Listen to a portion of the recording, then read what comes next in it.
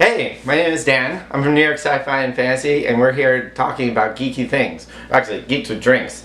Fucking love drinks, man. Alright, so basically, what we're gonna do is we're gonna be hanging out here with my friend Mike. Say hi, Mike. Hi, Mike. And my friend Cass. Say hi, Cass. Hi! And we're gonna be talking about some awesome geeky stuff. Drinks with Geeks. Alright.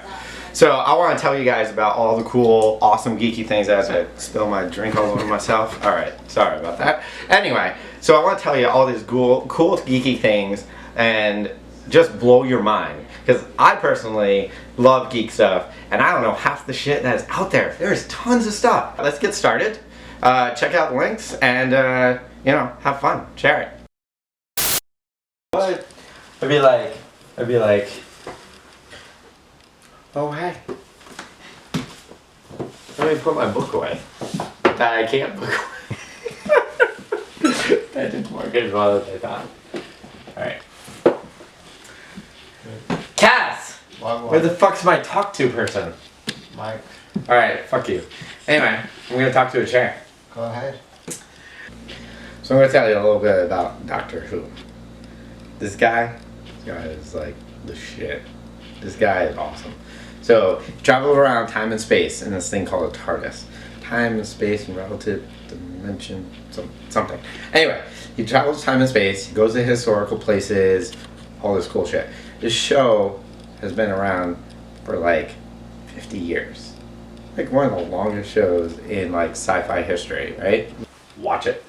The reason for that is because there's several different versions of the Doctor. The Doctor himself is like this idea, you know? I mean, he's a person, but he's also an idea. He's like, fights with smarts. He has a sonic screwdriver, no gun, no nothing, but he destroys these like crazy villains, you know? These villains that like want to take over the universe and like kill everyone.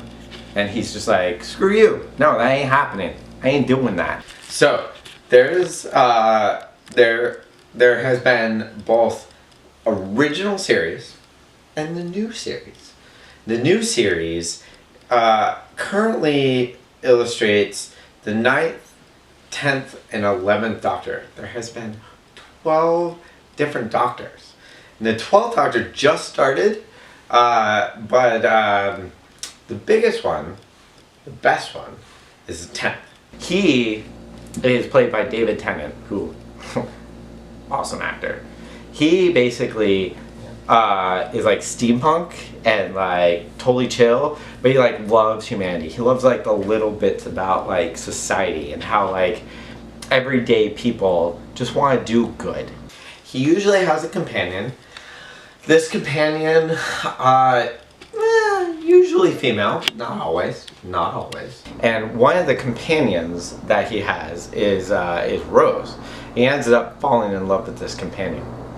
So he, the cool thing about Rose is that she's just kind of a common person, but she brings like this interesting, different idea. You know, the Doctor is always really smart. He always knows everything that's going on. Rose is like, what about the common question?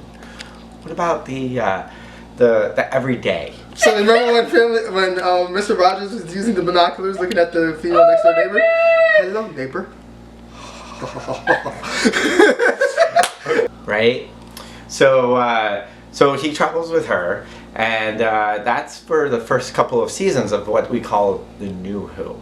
Since it's been 50 years, the show ended up rebooting in 2005, and then continued on with different actors. First actor was Christopher Eccleston. The second one was David Tennant. And David Tennant brought this really cool aspect to it because he'd be fun and exciting, but then he'd also be like sad and depressed because he was just like, you know, I'm the only one out here, I'm trying to figure this stuff out and whatever, right? So that goes on for about, I want to say four seasons. And it's funny because he ends up not continuing because he doesn't want to be the Doctor forever, right? He's just like, if I stay, I'm staying forever and ever. Which, personally, I'd be like, that's fine with me. Like, whatever. But, you know, he's got to move on. One of the greatest quotes of the Doctor, though not Tennant, unfortunately, is everyone lives. The Doctor wishes that everyone is able to live and no one dies, no problems, no issues. But unfortunately, sometimes Doctor runs into issues where he has to kind of sacrifice somebody for the greater good. Basically, one of my favorite things is like there's this one episode, it's called Gridlock. It's about them going to New York. It's thousands of years in the future. Humanity has changed thousands of times, whatever. It's really like a rebirth, right? So he brings her to New York.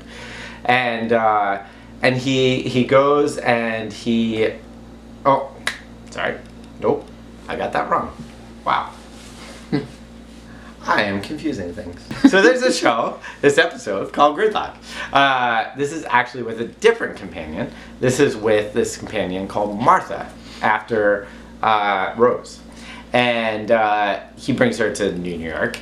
And there's all these cars and all these in this roadway. And they've been there for years and years. And he's trying to figure out why. And it ends up that they're addicted to this drug. And the whole society has collapsed above ground. And to save them, they ended up encapsulating all these people in this roadway underneath, right? So what they do is they just keep them circling all the time in an effort to save, to make them, you know, to save them essentially. And so the Doctor, with his wits and his skill, is able to figure out a way to save everyone, to make them come back and to live their life. And you know, that's one of the things about Doctor Who. He always wants to do the best thing for everyone. And that's the thing I love about him, especially David Tennant, because he wants to help people. He wants to help the society.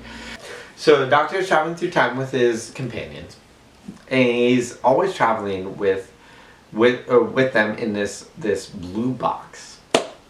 It's basically like it's a police box, and it looks smaller than it is in the inside. So every time a companion goes in, they're like, "What the fuck is this shit?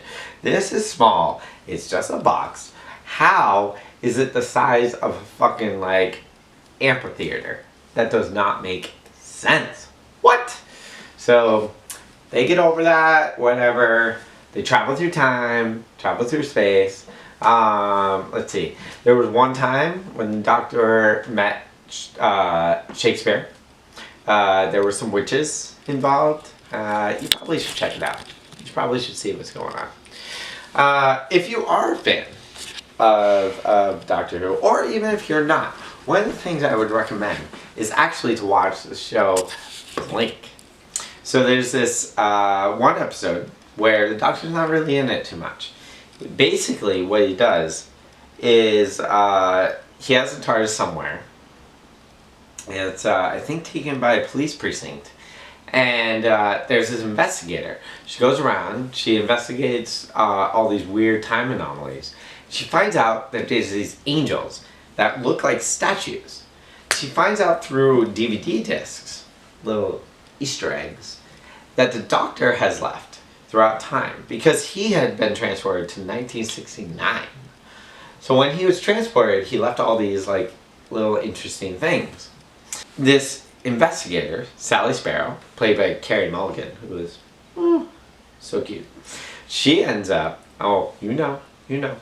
she ends up finding out that these angels have this property where they will send you back in time and they will eat your potential energy. So basically, she finds out that the Doctor has a key to his TARDIS and he needs to get it back into that right time. She ends up figuring out how to get him back into his right time. But it's really an amazing episode because it illustrates the idea of time and space and how it is important in providing a construct to the Doctor Who paradigm. I just said bullshit, so there's that. Throw in the fireplace, there's Empty Child, Dr. Dances, there's all these awesome awesome episodes. Those are all cool shit that you need to watch because it will illustrate who the Doctor is and why he is who he is. He is like the best person ever. He like is your best friend one second and solving a crime the next. So check it out. Yeah. Doctor rules.